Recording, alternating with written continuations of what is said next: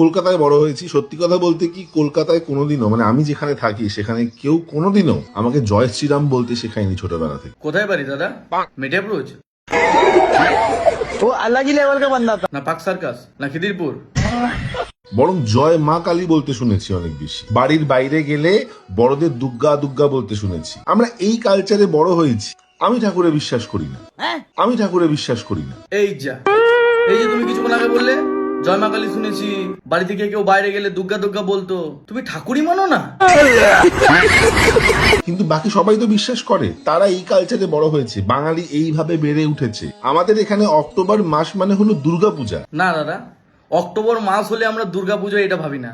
আমরা দেখি যে কাশফুল যখন ফোটে, আমরা তো গ্রামের ছেলে, আমরা জানি যে যখন কাশফুল ফোটে তখন বুঝতে পারি যে হ্যাঁ দুর্গা ঠাকুর আসছে এবার। সঠিক বলেছেন। এটাই বাংলা দাদা, এটাই বাঙালি। আসলে দাদা তোমাদের সমস্যা কি জানো তো? তোমরা শুধু নিজেদেরকে শিক্ষিত ভাবো আর বাকিদেরকে অশিক্ষিত ভাবো। না মানে তোমাদের কাছ থেকে আমাদেরকে বাঙালিয়ানা শিখতে হবে, যারা ওই ফাঁকা ফ্ল্যাটে লেলিন পড়ে গাঁজা ফুকে বান্ধবীর সাথে সময় কাটিয়ে পড়ে ফেরে। ওই যে আমি আগেও বলেছি এখনো বলছি, আমরা প্রথমে ভারতীয়, তারপর হিন্দু, তারপর বাঙালি। ছোটবেলাতে তো লেলিনটা পড়নি, বড়বেলায় গিয়ে ফাঁকা ফ্ল্যাটে বান্ধবীর সাথে গাঁজা ফুকে লেলিন পড়েছো, আর এখন এসে জ্ঞান চোদা।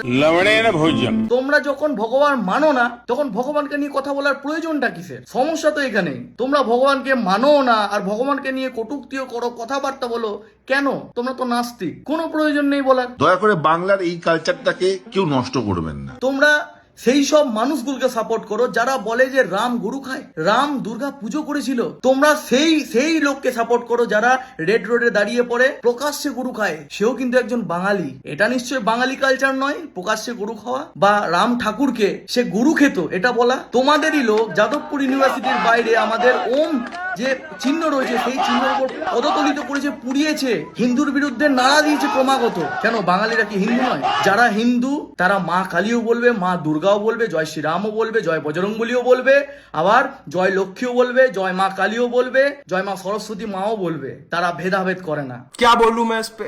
হ্যাঁ, আমাদের বেঙ্গলি কালচার একটু আলাদা। আমরা মা দুর্গাকে বেশি মানি, আমরা মা সরস্বতীকে বেশি মানি, আমরা মা কালীকে বেশি মানি। তার মানে এটা নয় যে আমি রামকে মানবো না, রাম কোনো ভগবানই নয়, রাম কাল্পনিক। না, সম্মান নাই করতে পারো রাম ঠাকুরকে, কিন্তু অসম্মান করো না। তোমাদের এই প্রবৃত্তিটা আমরা দেখেছি না। তোমরা ধর্ম মানবে, তোমরা নিজেদেরকে নাস্তিক বলো আর ধর্ম নিয়ে জ্ঞানও দাও। যখন যেটা মানো না সেটা নিয়ে কথা বলো না, অ্যাজ সিম্পল এজ দ্যাট। নিজেদেরকে বেশি বিজ্ঞ বিচি ভাবাটা একটু বন্ধ করো আর লোকেদেরকে অশিক্ষিত ভাবাটা বন্ধ করো। যদিও 4% ভোট পেয়েছো, মানে বাকি 96% লোক অশিক্ষিত। এরা এমনই দোগলা, এরা মা কালী নিয়ে কথা বলছে। তো মনে আছে একবার মা কালীর মুন্ডু কেটে নিয়ে কেউ চলে গেছিল, তখন এদেরই লোক বলেছিল ওটা তো মুন্ডু, মা কালীর আবার কিসের মুন্ডু, একটা প্রতিমার আবার কিসের মুন্ডু। তখন মুখে কলা নিয়ে বসে থাকে এরা। লজ্জা লাগা দরকার। যখন হরগোবিন্দ দাস আর চন্দন দাসকে মারা হয়, এরা কিন্তু এদেরই লোক ছিল, কিন্তু তাও এরা একবারের জন্য ওদের বাড়িতে গিয়ে দেখা করে আসেনি। কেন জানো? কারণ যারা মেরেছিল তারা একটা বিশেষ সম্প্রদায়ের লোক, আর যদি যেত এদের বাড়িতে তাহলে এদের ভোট যে 4% ভোটটা পাও সেটা তো একটু সমস্যা হতো। আরে বাপ রে, ये तो धोती खोल रहा है। আর তখন এরা এই মুখে 1 ডজন কলা নিয়ে থাকে। বললেই সমস্যা। তোমাদের মতো হিন্দু বিরোধী, তোমরা বাঙালি পড়ে, তোমরা হিন্দু বিরোধী। আর যদি হিন্দু হতে না পারো, নিজেকে বলো যে আমি মানি না কোনো ভগবানকে, তাহলে ভগবান নিয়ে কথাও বলো না। আর তোমাকে লাস্ট একটা স্ক্রিনশটে বুঝিয়ে দিচ্ছি যে তুমি রাম ঠাকুরকে কতটা হেট করো, বা তোমাদের মনে রামের প্রতি কি রয়েছে সেটাও দেখো।